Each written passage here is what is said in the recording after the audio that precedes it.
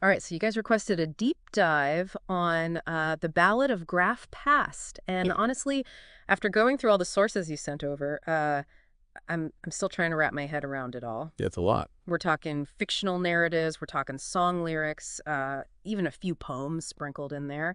And all of it revolves around this character, Graph Past, and his impact on a world that seems to be headed straight for, well, oblivion. Yeah, it's definitely a world on the edge. But I think what's so fascinating is how each source tackles this whole doomed world premise in a completely different way. Right. You got like gritty realism on one end and then like totally fantastical interpretations on the other. And then you throw in some cyborgs, Goa-hexes, and even a talking sun, and things get really interesting. Oh, yeah. And we can't forget about that recurring phrase, the world is fucked. It Yep. pops up almost everywhere. And it's not just like a throwaway line. It feels like it's reflecting a much deeper kind of societal and existential crisis. Yeah, for sure. It's not just about the catastrophes. I mean, you've got earthquakes, volcanic eruptions, tsunamis, the whole shebang. Wow. It speaks to a pervasive feeling of hopelessness, almost apathy, like it's seeped into every level of society. It's almost as if they've accepted their fate, but not in a peaceful kind of way. More like a, well, we're screwed, so let's just party while we can kind of way. Exactly, a sort of nihilistic resignation. Yeah. And right at the center of it all, you have Graf Pust, this enigmatic figure with immense power who just seems completely bored by it all. It's like he has it all, the wealth, the power, probably amazing Wi-Fi, yet he's choosing to actively contribute to the world's demise. It really makes you wonder what could drive a person to that extreme. Is it just pure nihilism, a twisted sense of entertainment, or maybe something even deeper, like a desperate search for meaning in a world that feels meaningless? Right, that's where the analysis gets really interesting. Some sources paint him as this cold, calculating villain, but others hint at this deep sadness, almost a sense of isolation that even his power can't touch. It's like he's trying to fill this void within himself by destroying everything around him. It's like that classic hurt people, but like on a cosmic scale. Exactly. And that brings us to the question of the end boss sun. Why choose the sun as the ultimate instrument of destruction? Yeah, why not a black hole or a rogue planet or even like a giant space squid? It's like the writers decided to go for the ultimate betrayal. The sun, this symbol of life and warmth, becomes this harbinger of death and destruction. Such a powerful image, right? Yeah, It subverts our expectations and forces us to confront the fragility of our own existence. totally. Even the things we rely on for survival can turn against us. Yeah. And it's not just a random plot device either. It speaks to this deeper thematic concern about the potential for self-destruction, the idea that our own actions could lead to our downfall. Speaking of self-destruction, let's talk about the Doza crew. This is the team tasked with, well, stopping the sun from destroying everything. And you warned me about this crew, and let me tell you, they did not disappoint in the what were they thinking department. Oh yeah, they're a fascinating bunch. They represent that classic ragtag group of heroes trope, this band of misfits who have to overcome their differences to save the day.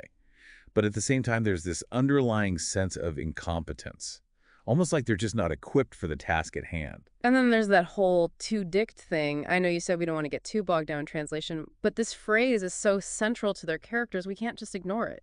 Yeah, you're right, too dicked in this context.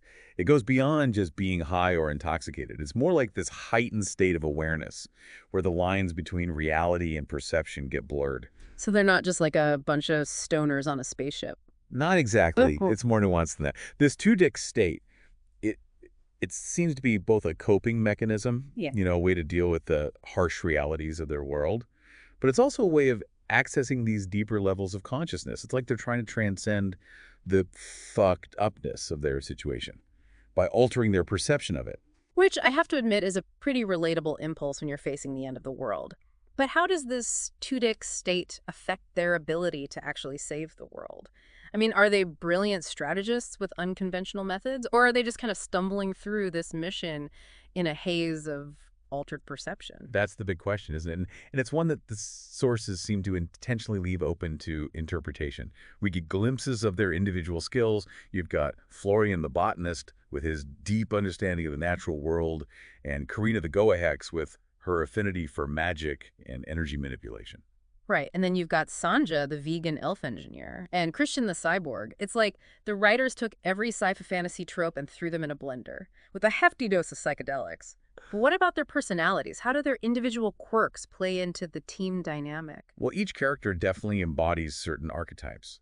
But they're also deeply flawed individuals, prone to mistakes, misjudgments, and the occasional bout of existential angst. So we've got a world on the brink of collapse, a ruler who seems hell-bent on pushing it over the edge, and a rescue team that's, well, just say unconventional. Where do we go from here? What are the key moments in their mission that we should be focusing on? So their mission, as you might expect, is anything but straightforward. Mm. From what I can gather, their plan involves flying a rocket into the sun and detonating some kind of device to stabilize it. Stabilize it? You mean like giving a giant fiery ball of gas a pep talk and a hug? Well, not exactly. The specifics of the device and how it's supposed to work are a bit vague, which just adds to the whole absurdity of it all. So basically, don't worry about the technical details. Just trust us. We're going to blow up the sun in a way that saves everything. Pretty much, yeah. And along the way, of course, they run into the usual spacefaring obstacles, asteroid fields, malfunctioning equipment, the usual. Oh, and the occasional existential crisis triggered by the vastness of space. Of course. But the real threat, it seems, comes from within. You mean the two-dicked factor? Exactly. Their altered state of perception, while potentially helpful in some ways, also leads to miscalculations and poor judgment. So they're basically flying a bomb into the sun while tripping on cosmic consciousness. What could possibly go wrong? Well, as it turns out, a lot. One source really focuses on Florian and his role in programming the device. Remember, he's the bottomless botanist, always pushing the limits of his knowledge and perception. And let's not forget, always two-dicked. Right, and it's implied that this altered state leads to a fatal error in his calculations, causing the device to malfunction. And instead of stabilizing the sun, it accelerates its demise, leading to a massive explosion that obliterates Earth. So mission failure, world destroyed, humanity extinguished. All because someone was a little too in touch with the universe. That's got to be a tough pill to swallow. It's definitely a stark reminder of the potential consequences of human error, even when intentions are good. And it raises some interesting questions about individual responsibility in the face of global catastrophe. It also makes you think about unintended consequences. They set out to save the world and ended up destroying it. It's a tragic irony that's not lost on the sources, and I think it's something a lot of us can relate to on a smaller scale. Absolutely. We all make choices that have ripple effects we can't always foresee. But in this case, the stakes are astronomically high. So no happy ending then, just a cosmic whoops and a whole lot of dust. Not necessarily. One of the sources introduces a very intriguing twist, an alternate dimension. Just as the Earth is about to be consumed by the exploding sun, a wormhole opens up, transporting the Doza crew to a parallel world. A cosmic escape hatch, a get-out-of-jail-free card for accidentally blowing up their own planet. It's presented as both a possibility and a problem. On one hand, it offers them a second chance, a chance to start over in a world that hasn't been ravaged by catastrophe. But on the other hand, they've essentially abandoned their own people to their fate. It's a morally ambiguous situation. Raises questions about responsibility, sacrifice, and the very nature of reality. Exactly. It makes you wonder, would they make the same choices again? Knowing the potential consequences, would they sacrifice their own world to save themselves?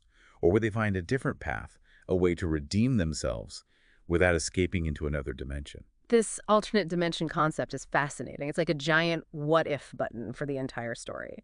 But it also makes me curious about how the sources handle the musical interpretations of all this. Because let's face it, you can't have a story about a sun exploding and a team of two-dicked heroes without some epic tunes to accompany. Oh, you're absolutely right. The musical elements are crucial here. They add so much to the story's emotional and thematic depth. Some of the songs use atmospheric synths and deep bass to create this sense of melancholy and impending doom, really capturing the mood of a world on the brink of collapse. Which makes sense. But there are also tracks with like heavy guitar riffs and driving rhythms, almost celebrating the chaos and destruction. It's a strange juxtaposition that I'm still trying to wrap my head around. Right. That's the brilliance of it. The music reflects the duality of the story, this tension between despair and a strange kind of exhilaration.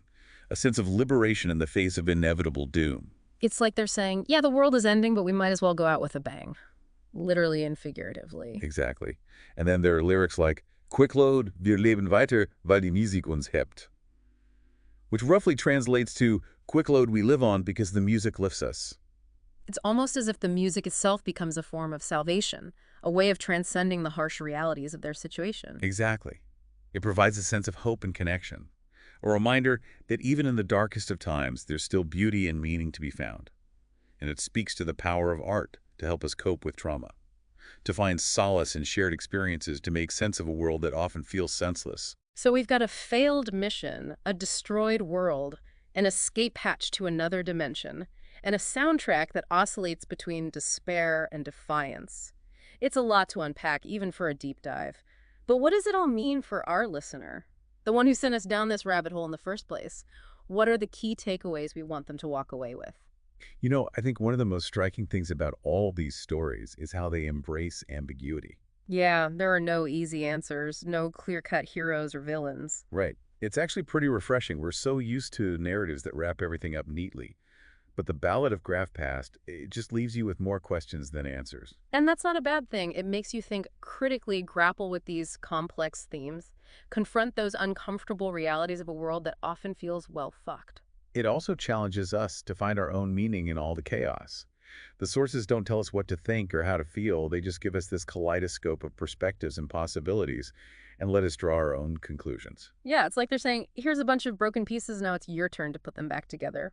And that act of piecing things together, interpreting, reimagining, that's where the real magic happens, is where we as readers, listeners, viewers, we become active participants in the storytelling process. We're not just passively consuming information, we're engaging with it, wrestling with it, making it our own. Exactly. And that's what makes the Ballad of Graf Pass so compelling. It's not just a story, it's an invitation to explore our own imaginations, to confront our fears, and to grapple with those big questions that haunt us all.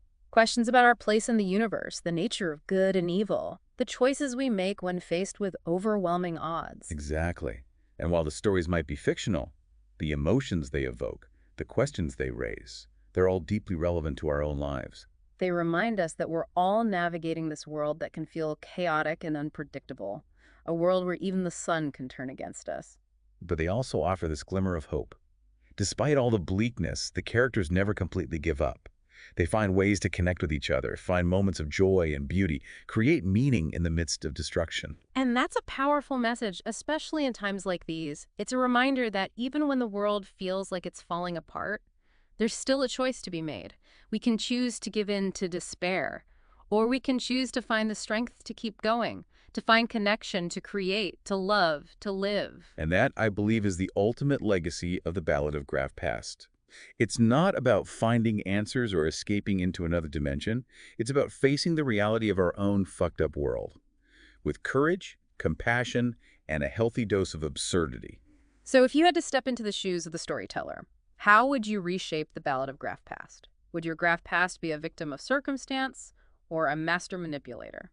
Or would they crumble under the weight of their mistakes? Would they see the two-dick state as a path to enlightenment or a dangerous delusion? And maybe most importantly, what would your ending be? A triumphant victory against all odds, a quiet acceptance of inevitable doom, or something in between? The possibilities are endless, really limited only by your imagination. So, to our listener, we leave you with this challenge. Take the threads of this story, weave them with your own insights and experiences, and create something new, something meaningful, something that reflects your own unique perspective on this strange and wonderful world we all share.